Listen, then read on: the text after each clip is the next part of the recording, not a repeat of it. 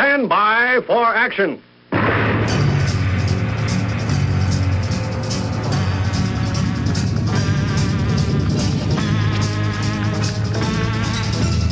Thanks for joining me. My name is Dave Miller. I am the Unpleasant Blind Guy. A lot of people liked Part 1 of American Dimitude, or as I called it, Bossy, and that will continue in a very near future. But first, I want to get to something that's a little bit more time-sensitive. As we all know, Fred Phelps, leader formerly of the Westboro Baptist Church, has died.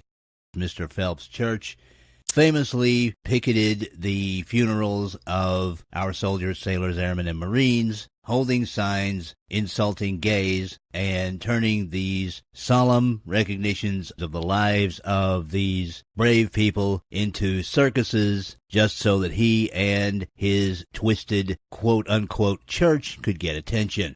Now, my first impulse, as was the first impulse of many people, including people like Glenn Beck, was to suggest that people picket the funeral of Mr. Phelps, just as Mr. Phelps people picketed the funerals of our brave service people. Give him a little bit of his own medicine as a send-off. Now, some others had an opposing view. Some of them were based on the very Christian notion that one should not make the same sorts of judgments and inflict the same sort of pain as Mr. Phelps did. And there were other responses that were downright self-serving and almost self-promotional. And I've got a great example of that. No one seemed to do this better than Alexandra Petrie of the Washington Post in a column of hers called Compost, and that's very aptly named. Now, this was posted on March the 20th, and the headline is, "Better Things to Do Than Picket the Fred Phelps Funeral." Now, I'm not going to read this entire column. I'm just going to read the list of things that she's suggesting to do other than picket the Fred Phelps funeral. Stop picketing funerals at all, ever, full stop. It is a terrible way of getting attention. Play with a kid. Do not hand that kid a hateful sign. Again, this should go without saying. Now, these first two aren't too bad, all right? But just wait until you hear the rest. Love someone. Send someone a thank you note. Call your grandmother. Take a nap. Make a big, colorful sign that says something polite. Take it to a place that is not a funeral. Love your neighbor. Stand up for someone who is being shouted down. Treat people like people. Make a sandwich. Feel the urge to say something hateful? Don't succumb. Know you're better than that. You are. All right, guys, apologies to any diabetics in the audience. The only thing that Ms. Petrie didn't say in this column was go downtown and sell flowers and join a commune. My problem with responses like this is that they deny human nature. Here's what's real, guys. It is perfectly okay, perfectly good, perfectly right to celebrate when an a-hole dies. They're gone. They're no longer going to trouble the world. They're no longer going to cause people pain. They're out of here, baby. And there is nothing wrong with saying that you're happy about that. In fact, I contend that to deny these impulses is pretty much a statist way of thinking.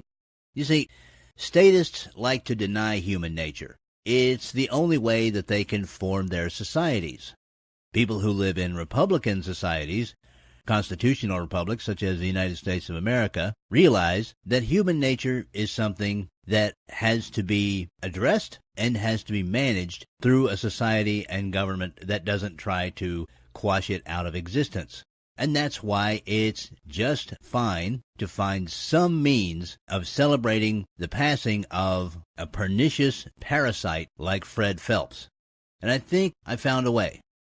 Of course, Mr. Phelps isn't going to have a funeral.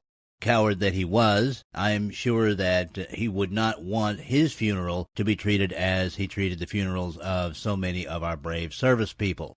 But we can celebrate his passing by doing something positive, and that is to take Sunday, March the 30th, and celebrate the men and women of our armed forces that Fred Phelps hated so much.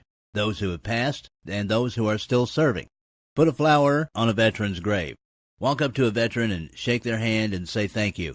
Use your access to social media to send a message to our veterans and to our serving military, telling them how much they mean to you. Or donate to organizations like unforgottenheroes.org that help our veterans here at home.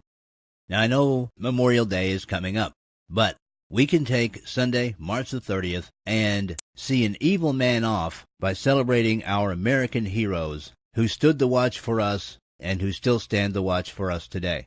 If you like this idea and you're in, please pass along the notion of honoring our military on Sunday, March the 30th, to as many people as you can think of over social media and other means. I'm going to put the post column in UBG Contact on the Twitter, where you can post questions, comments, awesome American suggestions, and other such to me. And speaking of awesome Americans, Leopard Woman found me a very good one, which I've been saving back, and I'm going to give to you guys today. These are two young men who were honored by Sports Illustrated, and we're talking about Connor and Caden Long. Now, what you're about to hear is part of a ceremony hosted by Sports Illustrated, and you'll get commentary after the presentation from LeBron James. I'm not a big LeBron James fan, but he did have the point that day.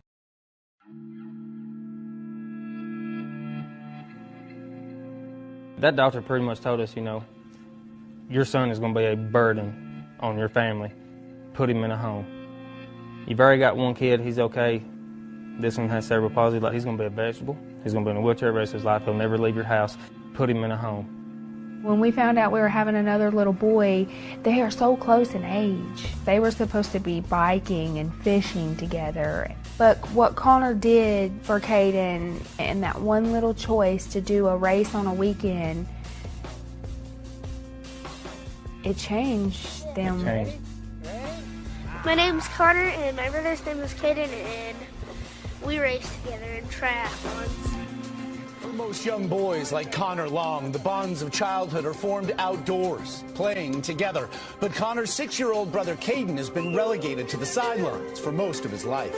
Then an idea born out of a desire to connect with Caden. To become not just brothers or even playmates, but teammates, competing together in triathlons. When I see him smiling and laughing, that means he's having a good time. And though they would finish last, they finished together as one. He's really excited before the race. He stays up to like 1 or 2 in the morning. But after that, he falls asleep in the cart. Eat it right there. The one thing that makes me really mad is when people walk down the road and say the R word, if you know what that is. I just tell him that it doesn't matter what he looks like on the outside, it's matter what's on the inside. And he still has regular feelings like we do. And he understands what you say about him. If people could race with people that can't walk or talk or have any kind of autism, it might open eyes of people that don't really care about it. And maybe the people that don't care in the past will care in the future and actually do it with somebody. 10 years from now, the perfect place for me and Caden would be, how people have the American flag on the moon? We'll have the Team Long Brothers flag on the moon. Please join me in welcoming to the stage the winners of the 2012 Sports Illustrated Kids Sports Kid of the Year contest, joined by their parents, Connor and Caden Long.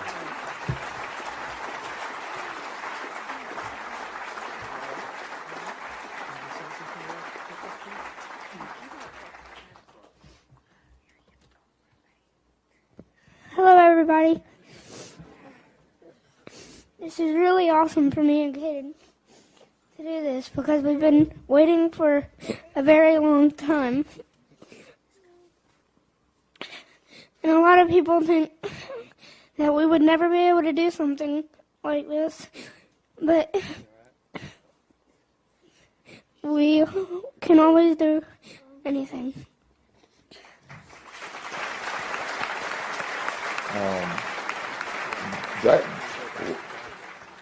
Wow, I'm lost for words. Connor and Caden are the real sportsmen of the years. They label it as sports kids. Nah, they're the real sportsmen of the year. That story right there is if it didn't go off soon, it would have had me in tears. You guys are definitely coming down to Miami to see a game, to meet our team. You guys are unbelievable, and what you do for your brother is unbelievable. I got 2 sons, 8 and 5, so they will be seeing that story. I don't have to preach anymore because what you do, I can just show that in my older son and know what he should do for his younger brother.